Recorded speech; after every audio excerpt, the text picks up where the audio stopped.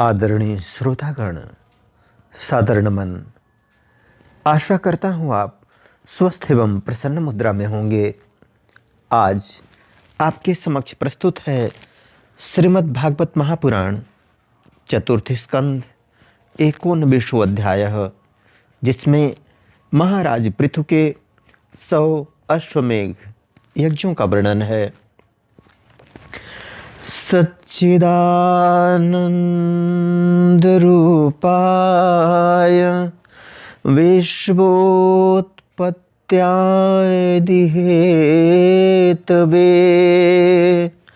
तापत्रय विनाशाय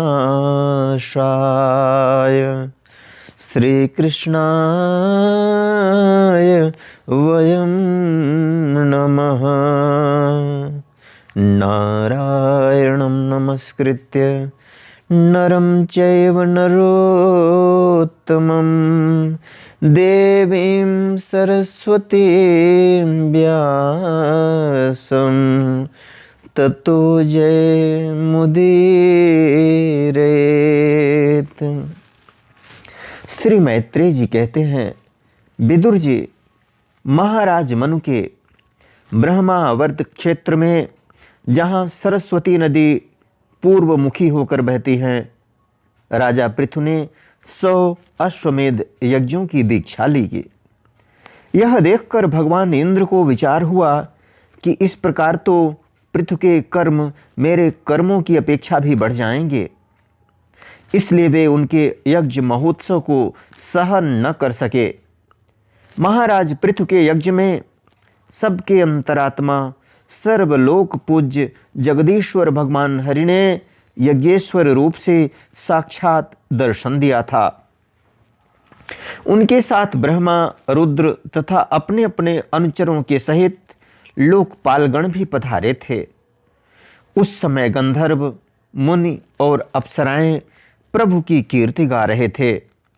सिद्ध, विद्याधर, दैत्य, दानव, यक्ष, सुनंद, नंदादि भगवान के प्रमुख पार्षद और जो सर्वदा भगवान की सेवा के लिए उत्सुक रहते हैं, वे कपिल, नारद, दत्तात्रेय एवं सनकादि योगेश्वर भी उनके साथ आए थे।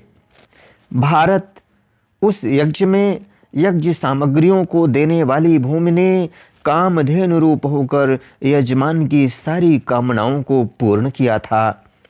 नदियाँ दाख और ईख आदि सब प्रकार के रसों को बहालाती थी तथा जिनसे मधु चूता रहता था, ऐसे बड़े बड़े वृक्ष दूध, दही, अन्न और घृत आदि तरह तरह की सामग्रियां समर्पण करते थे। समुद्र बहुत से रत्न राशियां, पर्वत, भक्ष, भोज्य, चोष्य और लेह्य 4 प्रकार के अन्न तथा लोकपालों के सहित संपूर्ण लोक तरह तरह के उपहार उन्हें समर्पण करते थे।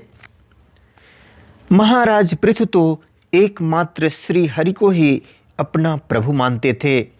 उनकी कृपा से उस यज्ञानुष्ठान में उनका बड़ा उत्कर्ष हुआ, किंतु यह बात देवराज इंद्र को सहन न हुई और उन्होंने उसमें विघ्न डालने की भी चेष्टा की। जिस समय महाराज पृथु अंतिम यज्ञ द्वारा भगवान यज्ञपति की आराधना कर रहे थे, इंद्र ने ईर्ष्यावश गुप्त रूप से उनके यज्ञ का घोड़ा हर लिया। इंद्र ने अपनी रक्षा के लिए कवच रूप से पाखंड वेश धारण कर लिया था, जो अधर्म में धर्म का भ्रम उत्पन्न करने वाला है, जिसका आश्रय लेकर पापी पुरुष भी धर्मात्मा सा जान पड़ता है।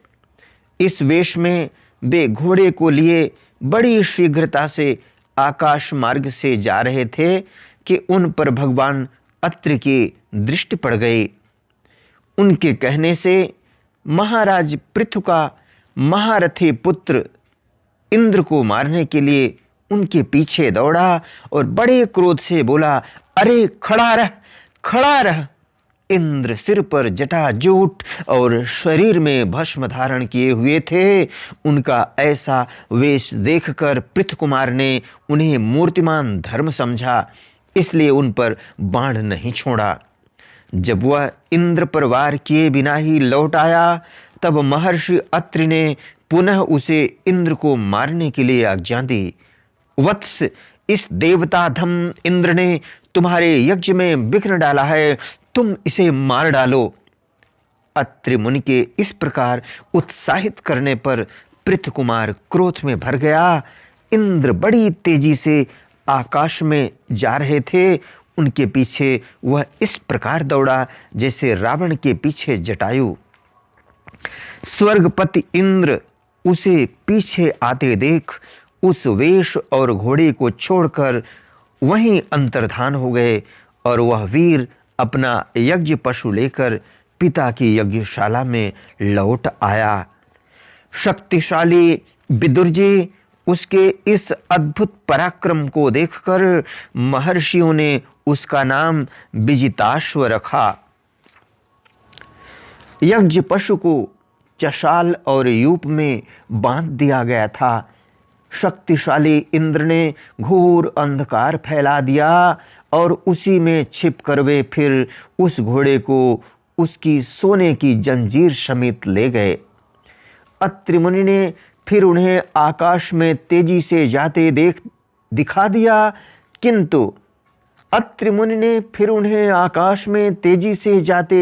दिया, किंतु उनके पास कपाल और खट्वांग देखकर पृथुपुत्र ने उनके मार्ग में कोई बाधा न डाली। तब अत्रि ने राजकुमार को फिर उकसाया और उसने गुस्से में भरकर इंद्र को लक्ष्य बनाकर अपना बाण चढ़ाया। यह देखते ही देवराज उस वेश और घोड़े को छोड़कर वहीं अंतर्धान हो गए। वीर विजिताश्व अपना घोड़ा लेकर पिता की यज्ञशाला में लौट आया। तब से इंद्र के उस निंदित वेश को मंद बुद्धि पुरुषों ने ग्रहण कर लिया। इंद्र ने अश्वहरण की इच्छा से जो रूप धारण किए थे वे पाप के खंड होने के कारण पाखंड कहलाए। यहाँ खंड शब्द चिन्ह का वाचक है। इस प्रकार पृथु के यज्ञ का विध्वंस करने के लिए यज्ञ पशु को चुराते समय इंद्र ने जिन्हें कई बार ग्रहण करके त्यागा था, उन नग्न, रक्तांबर तथा कापालिक आदि पाखंड पूर्ण आचारों में मनुष्यों की बुद्धि प्रायः मोहित हो जाती है, क्योंकि ये नास्तिक मत देखने में सुंदर हैं और बड़ी बड़ी युक्तियों से अपने पक्ष का समर्थन करते हैं। वास्तव में ये उपधर्म मात्र हैं। लोग भ्रमवश धर्म मानकर उनमें आसक्त हो जाते हैं। इंद्र की इस कुचाल का पता लगने पर परम पराक्रमी महाराज पृथु को बड़ा क्रोध हुआ। उन्होंने अपना धनुष उठाकर उस पर बाण चढ़ाया। उस समय क्रोधावेश के कारण उनकी ओर देखा नहीं जाता था। जब ऋत्विजों ने देखा कि असह्य पराक्रमी महाराज पृथु इंद्र का वध करने को तैयार हैं, तब उन्हें रोकते हुए कहा, राजन, आप तो बड़े बुद्धिमान हैं। यज्ञ दीक्षा ले लेने पर शास्त्र विहित यज्ञ पशु को छोड़कर और किसी का वध करना उचित नहीं है। इस यज्ञ कार्य में विघ्न डालने वाला आपका शत्रु इंद्र तो आपके सुयश से ही ईर्ष्यावश निस्तेज हो रहा है। हम अमोघ आवाहन मंत्रों द्वारा उसे यहीं बुला लेते हैं और बलात् अग्नि में हवन किए देते हैं। विदुर जी यजमान से इस प्रकार सलाह करके उसके याजकों ने क्रोध पूर्वक इंद्र का आवाहन किया। वे श्रुवा द्वारा आहुति डालना ही चाहते थे कि ब्रह्मा जी ने वहां आकर उन्हें रोक दिया। वे बोले, याजकों, तुम्हें इंद्र का वध नहीं करना चाहिए। यह यज्ञ संज्ञक इंद्र तो भगवान की ही मूर्ति है। तुम यज्ञ द्वारा जिन देवताओं की आराधना कर रहे हो वे इंद्र के ही तो अंग हैं और उसे तुम यज्ञ द्वारा मारना चाहते हो। पृथु के इस यज्ञानुष्ठान में विघ्न डालने के लिए इंद्र ने जो पाखंड फैलाया है वह धर्म का उच्छेदन करने वाला है। इस बात पर तुम ध्यान दो। अब उससे अधिक विरोध मत करो, नहीं तो वह और भी पाखंड मार्गों का प्रचार करेगा। अच्छा, परम यशस्वी महाराज पृथु के 99 ही यज्ञ रहने दो। फिर राजर्षि पृथु से कहा, राजन, आप तो मोक्ष धर्म के जानने वाले हैं, अतः अब आपको इन यज्ञानुष्ठानों की आवश्यकता नहीं है। आपका मंगल हो। आप और इंद्र दोनों की पवित्र कीर्ति भगवान श्री हरि के शरीर हैं, इसलिए अपने ही स्वरूपभूत इंद्र के प्रति आपको क्रोध नहीं करना चाहिए। आपका यह यज्ञ निर्विघ्न समाप्त नहीं हुआ, इसके लिए आप चिंता न करें। हमारी बात आप आदरपूर्वक स्वीकार कीजिए।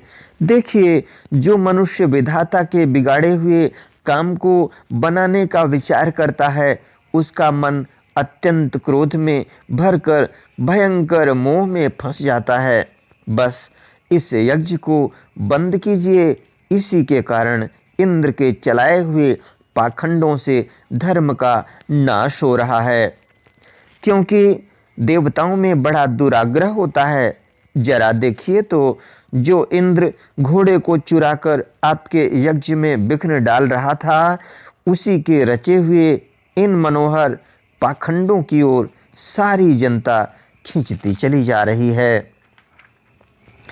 आप साक्षात विष्णु के अंश हैं। वेन के दुराचार से धर्म लुप्त हो रहा था। उस समयोचित धर्म की रक्षा के लिए ही आपने उसके शरीर से अवतार लिया है।